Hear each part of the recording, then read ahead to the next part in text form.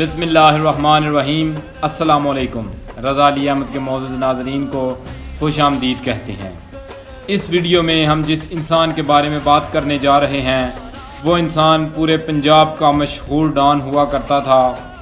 اس نے پہلا قتل اسلام کے نام پر کیا۔ اس کا سیاسی اثر و رسوخ بھی بہت زیادہ تھا۔ ویڈیو شروع کرنے سے پہلے میرے چینل کو سبسکرائب کر دیں اور بیل آئیکن کو دبا دیں تاکہ میری ہر ویڈیو کا نوٹیفیکیشن آپ تک پہنچ سکے۔ اگر آپ کے پاس اپنے علاقہ کے کسی بھی ڈان کی مکمل تفصیلات موجود ہوں تو وہ اپنا نمبر کمنٹ باکس میں دے دے، میں اس سے رابطہ کر لوں گا۔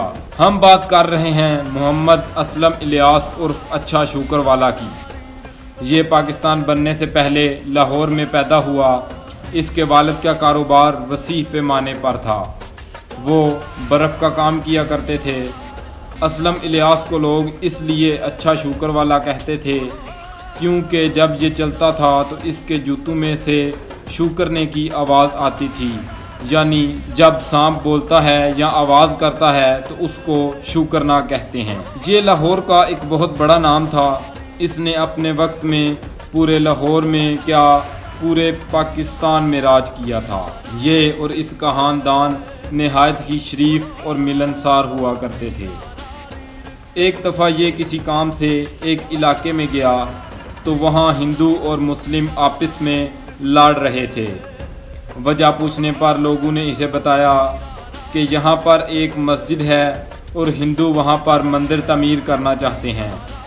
یہ سنتے ہی اچھا شوکر والا نے ہندوؤں کو للکارا اور ایک ہندو پنڈت کو وہاں پر قتل کر دیا۔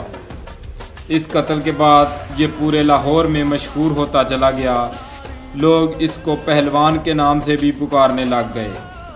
ہندو اس کے نام سے ڈرنے لگ گئے اور نقل مکانی کرنے پر مجبور ہو گئے تھے۔ اس کی ایک خصوصیت یہ تھی کہ اس نے کبھی کسی کمزور اور مظلوم کو تنگ نہیں کیا تھا۔ اس کا نام اس وقت پورے پنجاب میں بجا جب اس نے دشمنی جگے گجر سے ہوئی۔ جگا گجر وہ انسان تھا جس کے نام سے آج بھی جگا ٹیکس منسوب ہے۔ ایک میلے کے دوران جگا گجر کے بھائی مکھن گجر کی لڑائی اچھا شوکر والا سے ہو گئی۔ اس لڑائی میں مکھن گجر قتل ہو گیا اور ان دونوں میں دشمنی کا آغاز ہو گیا۔ جگا گجر نے اچھا شوکر والا کا ایک آدمی قتل کر دیا اور خود جیل چلا گیا۔ جیل میں اس کو اصلیت کا پتہ چلا کہ اس کے بھائی کو تو قتل کروانے والا اچھا شوکر والا ہے۔ اس نے جیل کے اندر ہی اچھا پر حملہ کروا دیا۔ اس حملے میں اچھے کے 2 آدمی قتل ہو گئے۔ خوش قسمتی سے اچھا اس حملے میں بچ گیا۔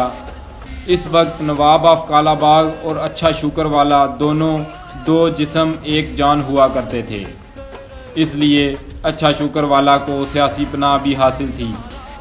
اب اچھا شوکر والا اور جگا گجر کی دشمنی پورے پنجاب میں مشہور ہو گئی تھی، اس لیے صدر ایوب خان نے گنڈے ایکٹ کا نفاذ کر دیا۔ اس وقت کی حکومت اچھا شوکر والا سے بہت زیادہ کام لیتی تھی اور ہر مشکل وقت میں اچھا ہی حکومت کے کام آیا کرتا تھا۔ یہ حکومت کے خلاف کسی کو آواز نہیں بلند کرنے دیتا تھا۔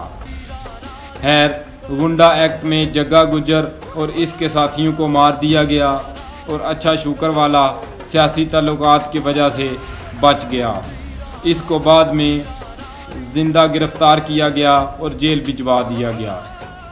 اچھا شوکر والا پر پاکستان نے فلم بھی بنائی تھی جو 14 اگست 1952 کو ریلیز ہوئی، جس کے مرکزی کردار سلطان راہی اور یوسف خان تھے۔